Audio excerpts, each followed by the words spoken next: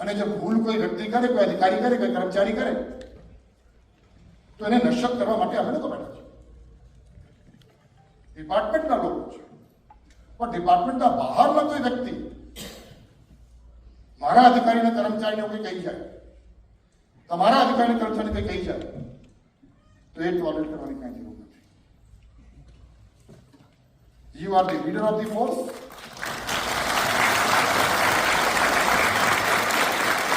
And it is your responsibility.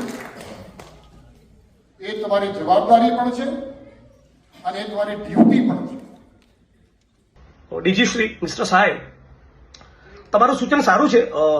Police ફોર્સનું મનોબળ ટકેલું જ હોવું જોઈએ.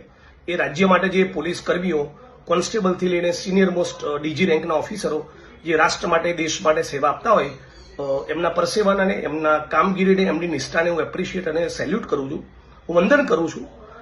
પણ તમે જેને લીડર ઓફ ધ ફોર્સ કીધા, એવા તમારા કેટલાક કલીગ્સ અને ઉચ્ચ આઈપીએસ અધિકારીઓને લોકો ચોપડાઈ જાય છે. કેમ સાંભળી લેવું પડે છે?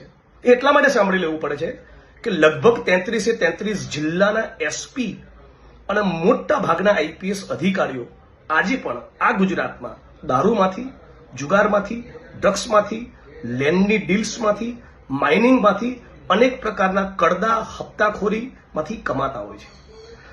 તમારા લીડર ઓફ ધ ફોર્સ, તમે જેને કહો છો એવા ઓફિસ અધિકારીઓનું મનોબળ રજનીશ રાય, સતીશ વર્મા કે રાહુલ શર્મા જેવું ત્યારે બને જ્યારે પૈસાને સ્પર્શ ન કરતા હોય.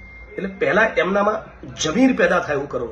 જમીર પેદા થયું ને, નોન કરપ્ટ હશે ને તો ખમીર આપોઆપ પેદા થઈ જશે.